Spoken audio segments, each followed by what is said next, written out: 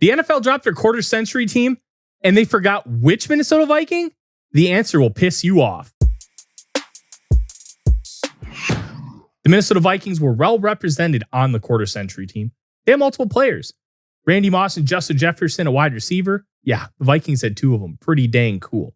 They also had Steve Hutchinson at left guard, Jared Allen at edge rusher. 4 players made that final 53-man roster, which is pretty good. They also had 2 players on what they called the practice squad because they were building a full roster. That was Kevin Williams and Cordero Patterson. Now, when you hear that list of names, they all make sense. And even Cordero Patterson because it was at returner. And being behind Devin Hester is no slouch.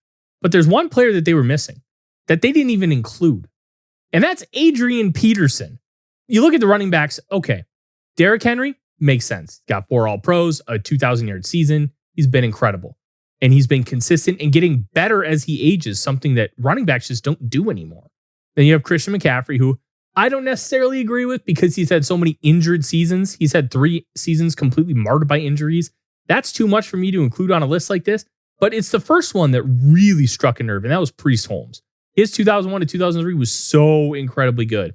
But a hip injury essentially derailed his career, and luckily they had Larry Johnson ready to step in and fill those shoes. But how do you not include Adrian Peterson? 7-time Pro Bowler, 4-time All-Pro, Offensive Player of the Year, and MVP in 2012 when he ran for 2,097 yards at 6 yards per carry.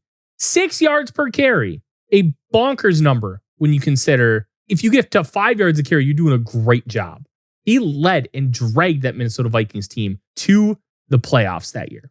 And then when you take a look at the other aspects of it, 7 Pro Bowls, bonkers. The best rushing season for a rookie, awesome. The best rushing single game ever when he was a rookie, 296 yards against the then San Diego Chargers, insane.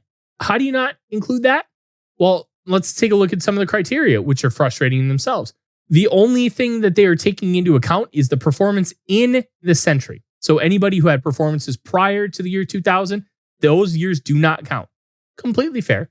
These decisions were made mostly on statistical output, focusing on peak seasons while still rewarding longevity. They relied heavily on FTN's, Aaron Schatz, former Football Outsiders. He's the king of DVOA. His DYAR metric, defensive adjusted yards above replacement, which calculates a player's value over the course of the season compared to a replacement level baseline. This is why people don't take analytics serious, because nowhere on here do they talk about how did he look on the field.